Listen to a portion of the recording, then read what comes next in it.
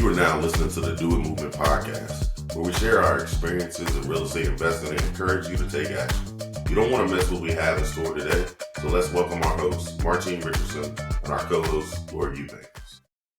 What's up today, Do It Movement listeners? This is your host, Martine Richardson, your buy and hold coach, and I am joined today with my co-host, Lori Eubanks. How you doing today, Lori? Hey girl, hey. Happy to be here. I had some huge wins today. I'm just feeling very grateful, and I'm so happy to be here with you. Well, you know, the more grateful we are, the more good things come to us. So I'm very happy to hear that you're grateful for everything that's going on. I'm grateful. I'm happy to be here with you today. I love these conversations. I'm glad that you guys can be flies on the wall and listen to our conversations. And we're going to have a good time today, as always. Let's get in it. We have a point that we want to make, but I want to start off with this quote, because I think this is going to be the name of the episode. The quote from the great Mike Tyson. And the quote is, "Everyone has a plan until you get punched in the face." And what he's essentially saying is that we all have these plans of what we want to do, how it's going to look, all that good stuff. But then we get obstacles on the journey, obstacles on the way. And how resilient are you? How do you recover from those types of obstacles? So let's talk about that. I'll let you start, Lori. Oh, I love this. Love this subject because I think I've cried a couple of times the last couple of days because I've had some major obstacles. And, I think when you're hit and you don't expect it and you're just like, oh, like you have to stop what you're doing and really process it. So I think it's great to, have great people in your corner. And that's what I do. So, and I get hit and I'm like, oh my gosh, what do I do? Call a friend. So I would say that's like the first thing that I think of when I'm, kind of stunned from the situation, because I will tell you, real estate, it's unpredictable and you have to be a problem solver. And so if you don't know it, it's like who you know, right? You're not going to know everything. But if you start, adding to your network, it's not who you know. It's not what you know, it's who you know. So I'm just so grateful. And it's creating a lot of problem solving that I'm like, what do I do? So that'd be the first thing that I would go to. And really staying positive. You don't want to be calling people that are just going to be like, oh my gosh, like, freaking out. Making it worse, right? Worse. So, you understand like who can think it through, who can, keep you calm and give you great suggestions. And that's, the biggest advice that I could give. Yeah. So as always, I always have a story to share. This is a story I probably will never forget. It happened early on in my real estate career. I remember when I was just getting started and I was, doing all the things, listening to the podcast, hanging around the people, doing all the things that we tell people to do on the podcast. I was taking action. I was getting stuff under contract. Some of the contracts were taking longer than expected. So if you guys know my story, I went through a drought of not having anything under contract. And then I got 5 contracts, like literally within weeks of each other. So it was like when it started raining, it started pouring. It was wonderful. It was amazing. And I didn't know anything about title issues or anything like that because I was new. I hadn't even bought my own house yet. So I didn't know what it looked like to run a title or anything like that. So like I had a lot of title issues with these properties. They were taking a little bit longer than expected to close. And I had a lady that I had her house under contract. And I remember I had her house under contract for $15,000 in Churchill. And it's like amazing, right? Like who gets a house under contract for $15,000 in Churchill now? Nobody. No, not even dirt. You can't even buy the land for that.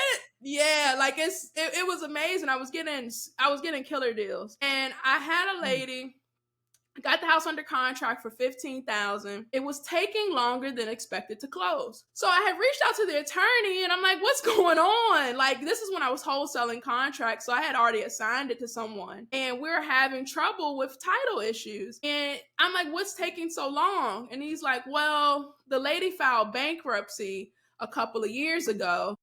And it's still showing some of those credits are on her report. And based off of what you have it under contract for, it's not enough to pay her, to pay these debts off. So we're trying to resolve it because the bankruptcy should have cleared it out. And apparently this, to me, it seemed like it wasn't a priority because he was taking forever.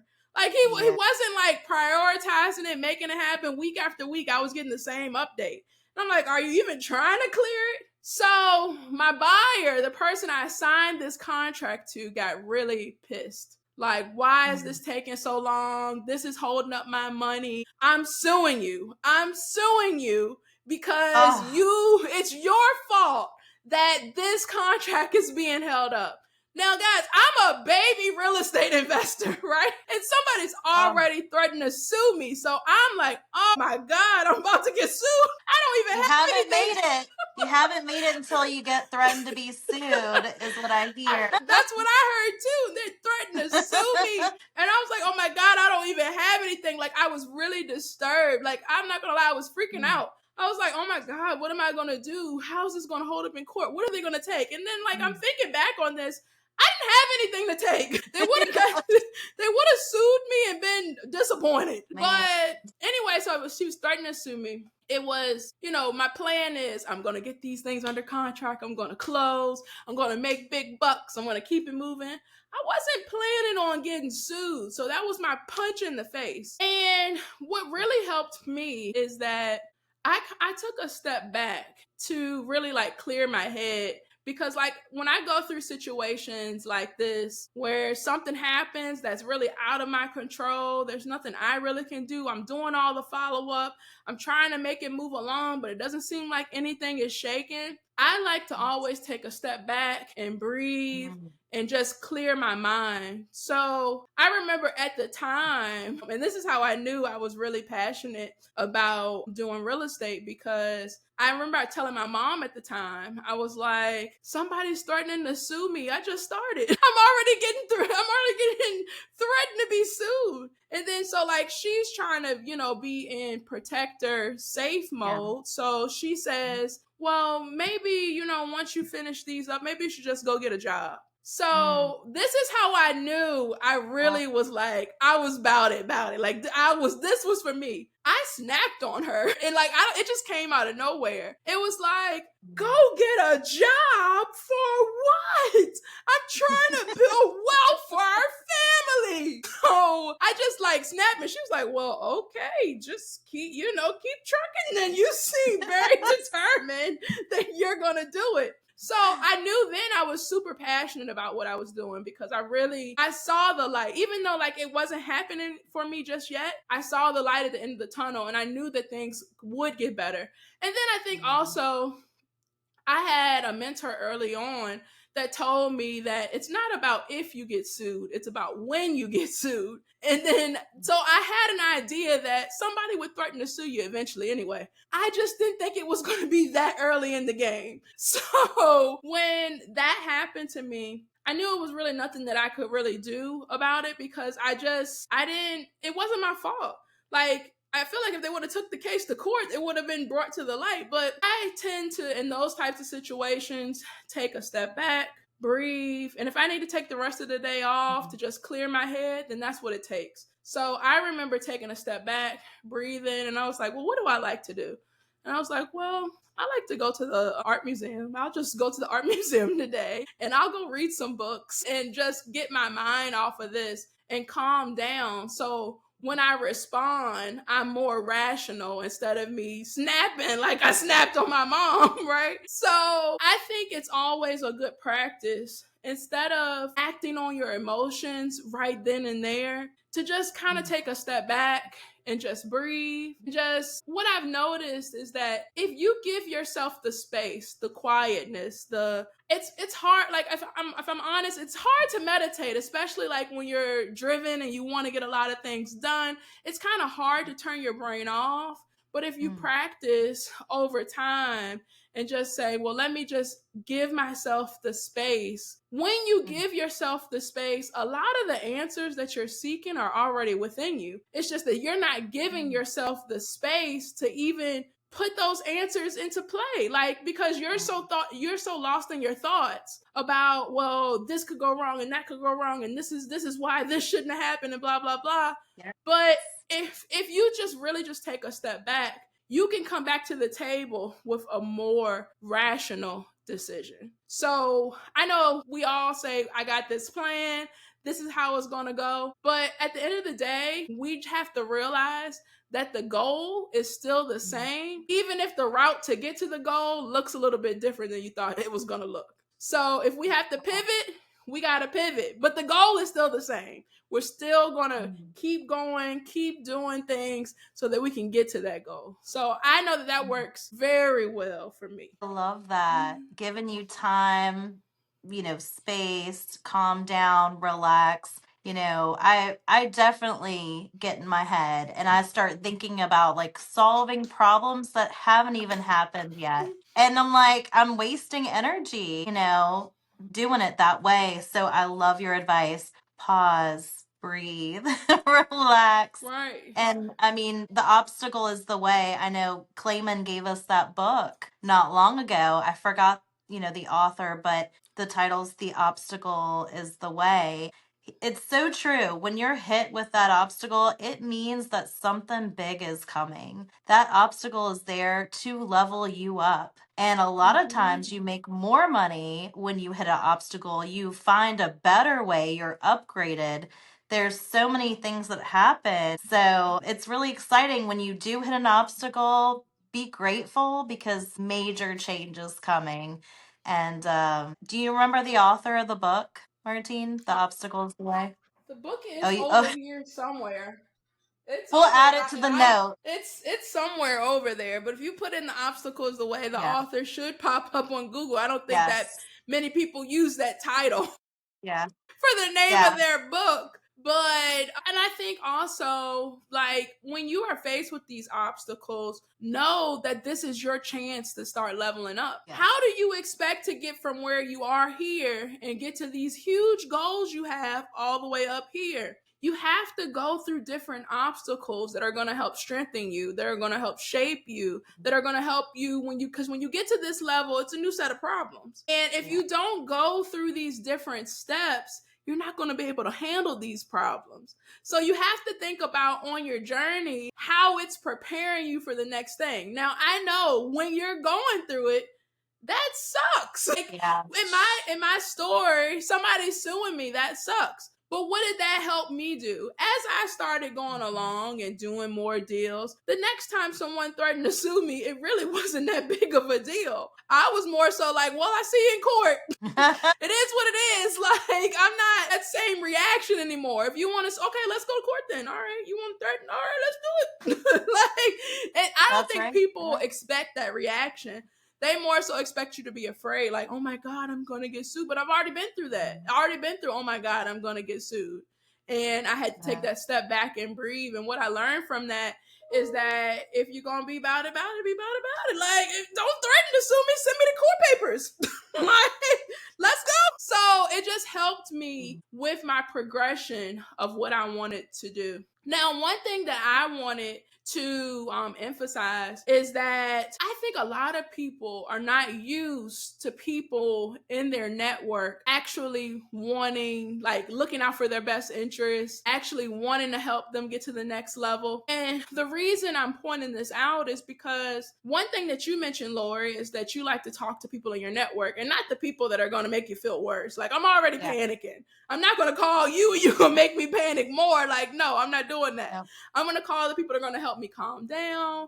I'm going to call the people that are going to make me feel good about it so I can think clearly when I actually make my decision. One thing that you mentioned was reaching out to your network. And I think that that is just like excellent advice, especially if you have someone in the deal with you. If you have a deal that isn't going the way you want it to go, like recently we had someone in the fam that they're refinancing a project and everything looked good, but the company said they didn't want to refinance it with them. And it really threw off their timeline. It really threw off their timeline. And it was for unforeseen circumstances. Like no one in a million years would have thought that this person wouldn't have been able to get a loan with this company. But this company said they don't want to do it. So that was like a big punch in the face. And because that was a big punch in the face, you have to see how you're going to react to that. Are you going to panic and like, oh my God, I can't believe this is happening. This is all my fault. I should have been talking to all of these people. Or are you going to go in it with more of a level head and say, okay, well,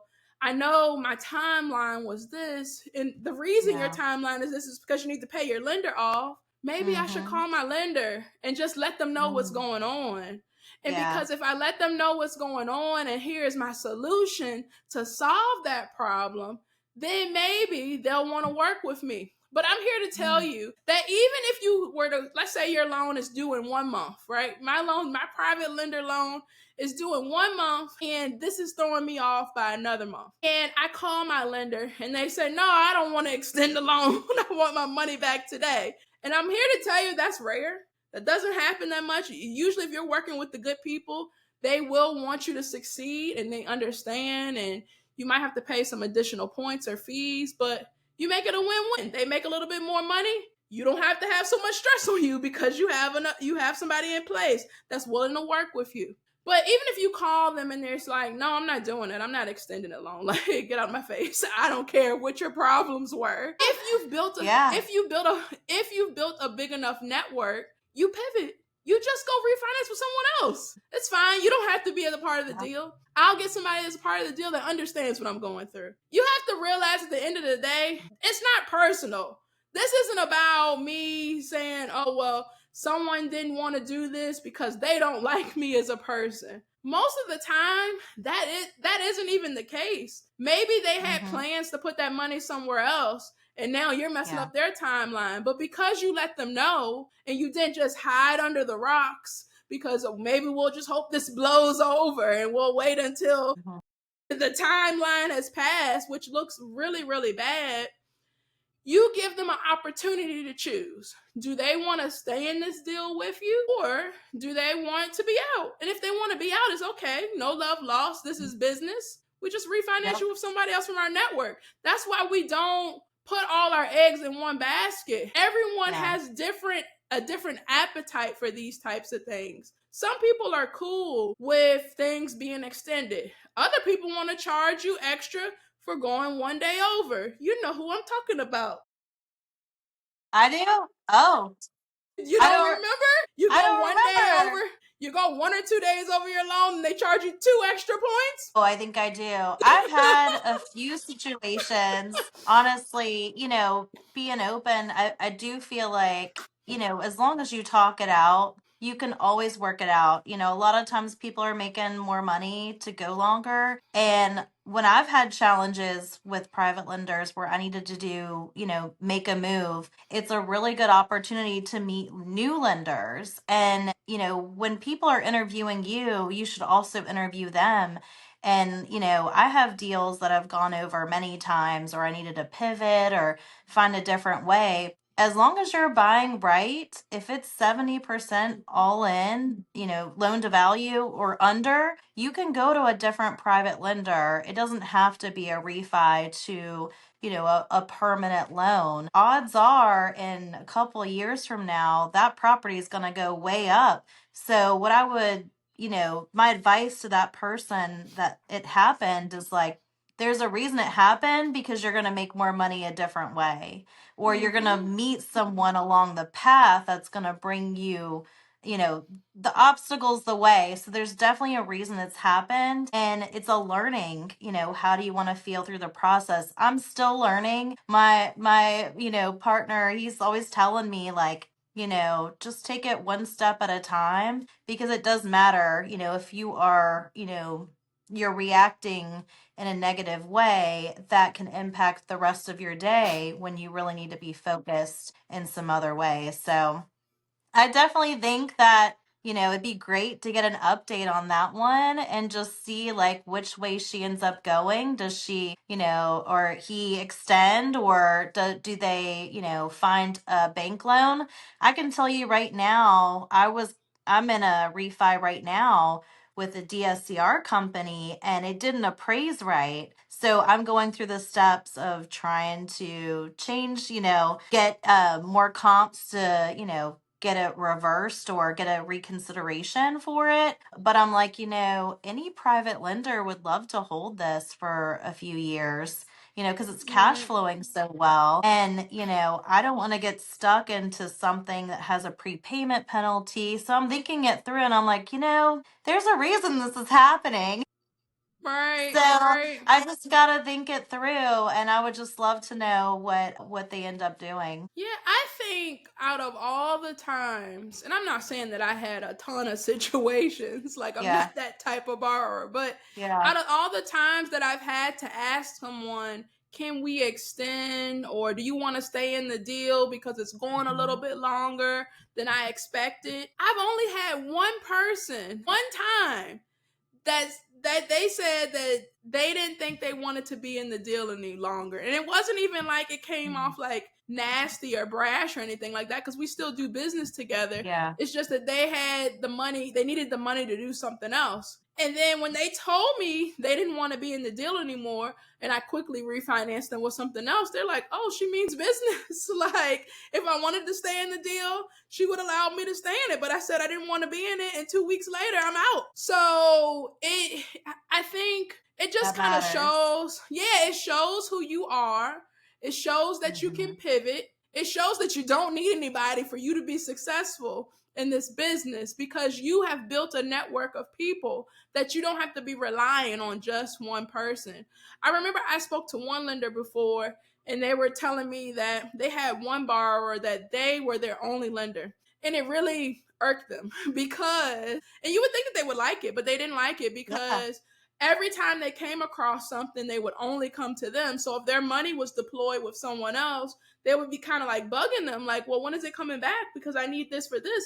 When it, at the end of the day, you need find somebody else. You don't have to do deals with the same person every single time you're doing a deal. So it matters. It matters building those good relationships. And what you'll notice is more often than not, people will have your best interest at heart, because they'll make a little bit more money, but then also they want the deal to go successfully. Most good lenders want you to make money, because if you don't make money, you're going to be out of business soon, and you're not going to keep asking them for money because you're not making money. What's the point? The lender's the only person making money in the deal, and you're not making any money. You're going to be out of business and back to work. Back to on a W-2. So it matters with building these networks and being able to pivot and move and shake and do it as you need to make things happen for yourself. Because at the end of the day, you're building this for yourself. People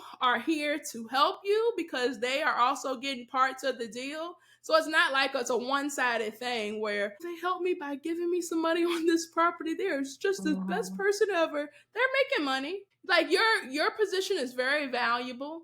There aren't a ton of people that are good at the deal making part of this. So that's why I think a lot of people elect to be lenders, if I'm honest with you. But that's another conversation for another day. So you're valuable if you know what you're doing. You just have to be smart about it. Don't be relying on one person, but build a network of people, because even if you spot a good deal and maybe somebody you really like to work with, they might be out of money. So you go to the next person, or you go to the next person, but you still make it happen. Just be strategic, be smart about it, build a strong network, and just know that if an obstacle comes, it's okay. Like Lori said, it's going to help you grow. It's the way. It's the way to get you to the next level. But also, the goal is still the same. You don't pivot and saying, well, forget it then, because it didn't work the way you wanted to. Right. It didn't work the way you wanted to work. Yeah. Maybe there's a lesson that needs to be learned in that instance. Yes. Powerful. Share a regret I have. Okay. We're just going to put it all on the table here. So you made me think about it. When you said that you're currently going through a property that it didn't appraise the way you wanted to appraise for DSCR, I had a very similar experience. We're at a house, we fixed it up, it had a tenant in there, and it didn't appraise for what we wanted it to appraise for. And I ended up selling the house. I regret selling that house. And the reason I regret it is because I feel like I just said, well, forget it then. And I sold it. When I should have been more strategic and maybe just talk to my lender. Because like in my head, I'm thinking, well, I just want to make sure I pay my lender back on time. So forget it. I'll just sell it so they can get paid. But I should have just had a conversation and let them know what was going on. And maybe we need to try this again in 6 months when it's worth more. Because so basically the appraiser appraised this property. This one was fixed up, but the comps he was using, a lot of them were like boarded up houses. So the appraisal came back way lower. And what really caught me off guard, so this is why I really want to say everybody has a plan until you get punched in the face. What really like caught me off guard was that I had this appraiser before. And every appraisal he had ever done for me was like stellar, like way better than I expected. So like I would think that maybe the house would be worth $250. He'd come back, the appraisal would be $295. And I'm like, oh my, this is incredible. So when I saw him at the house, because I meet all the appraisers. In person. Yes, in person. I saw him there and I'm like, oh, I ain't got nothing to worry about. He's always giving me good appraisals. We're fine. I go back and look at what it came back at. It came, if I recall correctly, I think I needed it to appraise for maybe like 170 something. It appraised for like 120 something. I was like, oh my God. What are we gonna do? This is way off. So I remember at the time we were like, well, we can fight it, but it's gonna be hard. They're not gonna wanna go back on their appraisal. But it seemed like the two most clear choices would have been to wait 6 months and get another appraisal, to use my preferred DSCR company, or just go to another company and get a new appraisal. Yeah. Like I could have done either of those things. But I decided that I really just wanted to get my lender their money back. And I was like, forget it. I'm just going to sell it. And I'd say I really regret it. I really regret it. I wanted to keep that property when I bought it. I had intentions of keeping it. And I should have just been more transparent with my lender about what was going on, because I think they would have been okay with extending. But even if they weren't okay with extending, I could have extended it with another private lender until I could get it to another point where I could get it appraised again. And then, like you said, I probably would have got it appraised again in 6 months, and it would have been higher than that 170 number that I was looking for.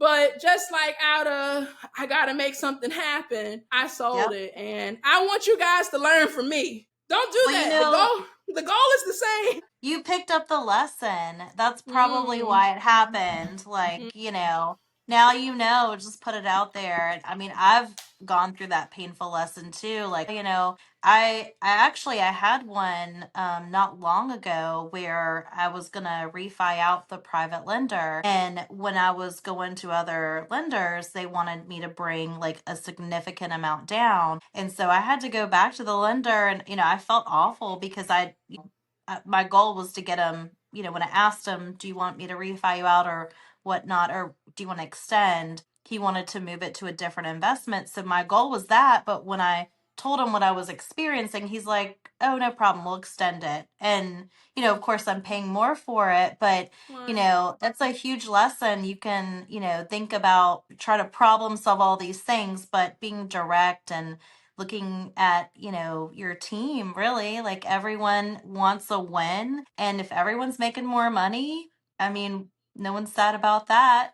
I know So that's right. And I big don't lessons. want to I don't want to overlook what it feels like when you have to go back to somebody on your team. And I know we're Mhm. specifically talking Yes. about lenders right now, but I just don't want to overlook what that feels like, Yeah. because you said that we were going to get out of this deal within the 6 months or however long your term was, and now that looks different. And it takes a lot of courage, a lot of Mhm. guts. It's like, okay, I gotta put on my big girl panties because I Yes. gotta have a tough conversation. And this person may say no, they don't want to do that, they Nope. may not understand. But what I've noticed more often than not, even that person, that one time that someone wanted to get out of the deal, it wasn't because of a lack of understanding. It's just they needed to put the money back on their credit line or something like that. Yeah. So the basically, when you have those conversations, what I found, and I can't speak for all areas of business, but I can speak in the space of being a real estate investor, being a buy and hold investor, that when you typically talk to your lenders, let them know what's going on. And if you need an extension, you ask them for the extension, let them know what your plans are going forward. It's a hard conversation to have, but more often than not, my lenders always got my back. They always make a little bit more money because they stay in the deal longer, but they make it so that that hard conversation now becomes worth it, because you truly have someone that's a partner in the deal with you because they want you to succeed. It's not that you're going through these situations because of you just were negligent, or you didn't do what you were supposed to do or anything like that. It's truly sometimes some of these things are out of our control. So we have to just be upfront and honest about, well, this is what I expected it to be. This is what really happened. This is my plan going forward. But I wanted to see if you want to stay in the deal a little bit longer. And then let people make decisions for themselves. If they want to stay in the deal a little longer, they will. If not, they'll tell you. And you give them the opportunity so they can be either happy campers, or they could be Mhm. talking about you about how Martine took forever to pay me back. So you don't Yep. want to be in that second camp of people. You want to be Yeah. upfront, honest, have those hard conversations, let people know what's going on, keep the lines of communication open, because that really helps you on your Yeah. trajectory of hitting those goals that you want to hit. Yes, all great points. And like you said, communication, going dark on someone is just unacceptable. Think about it like you are really, they're trusting you and giving them peace of mind about what's going on. It matters. So, Mm-hmm. anyone that you're working with, just remember, you can be a great partner, or you can, isolate. But, just remember, like, how would you want someone to work with you? Put your best foot forward and just work through that challenge, whatever it is, and problem solve. If you need help, don't ever feel like people will not help you, whether it's the lender or an investor friend. And I just love to throw it out there. If you are facing problems, I'd love to help. I'd love to give advice. Maybe there's something, a second opinion, but it does matter. And people have done it for me. So they say learn, earn, and return. Keep it That's going. right. What the Yes. saying goes, help people. Yes. So that's great that you offering that Yes. to the people that are watching and listening. Yes. So, Lord, do you have any big takeaways, resources? Somebody, they had a plan, it's not going the way they wanted it to go. What is, I guess, your biggest lesson learned, I don't know, resource, takeaway to help them through that situation? Yeah, I would say for, this topic to me, it also goes back to stress management because when you're in it, like in real estate, it's stressful and you can really impact the people around you. Go into your partner to kind of vent that out, or, your circle, everyone, be strategic and process it. Find ways to, handle your stress. Maybe it's sound baths or meditation, or I love the float spas where you just float and you're in a pod for an hour because you're not connected added to your phone ringing and, different things throughout the week. Make sure that you're balancing, when you're doing a lot and it's stressful, make sure you're balancing what's important to you. And, just remember the obstacle's the way. So breathe and work through it. I love that advice. That was my biggest takeaway from you. That's amazing. I'd say that the obstacle is not the sign that you should quit. I know a lot of people will say that and they'll say, oh, well, it wasn't meant to be. Yes.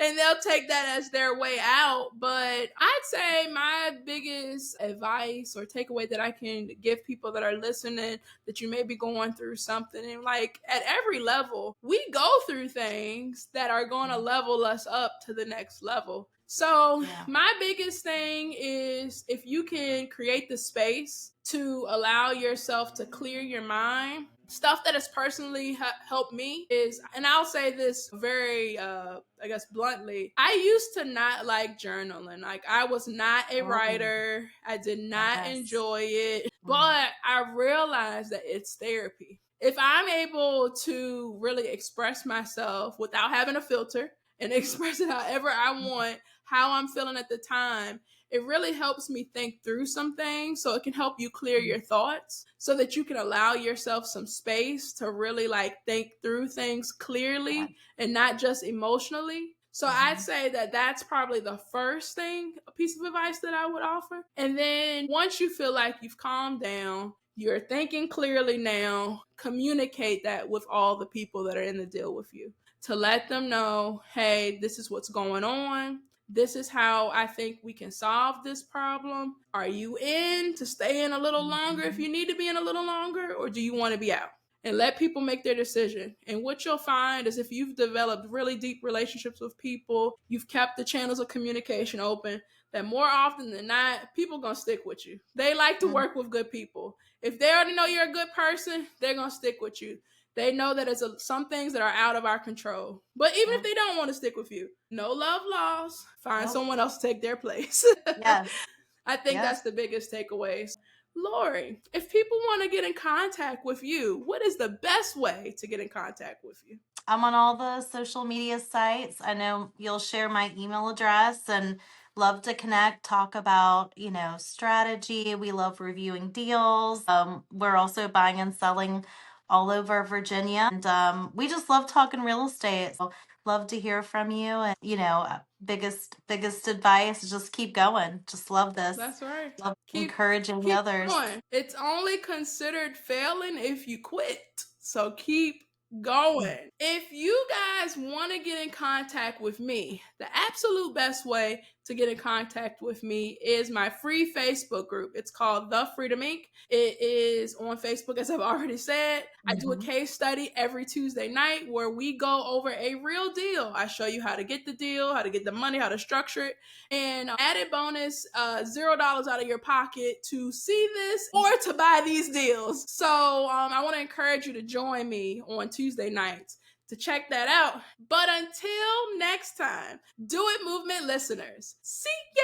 Thank you for tuning into our show. If you need more handholding on your rental property investor journey, book a 15-minute strategy session with Martine. We can see if you're a fit for the Freedom Inc. fam, link in the show notes. Also be sure to join the free Freedom Inc. Facebook group, where each week Martine goes over a real-life rental property investor deal and shows you how the deal was found, how to get the money, and how to make it cash flow and much more. If you'd like to connect with Lori, be sure to email her at vitalizeproperties@live.com. Until next time, see you.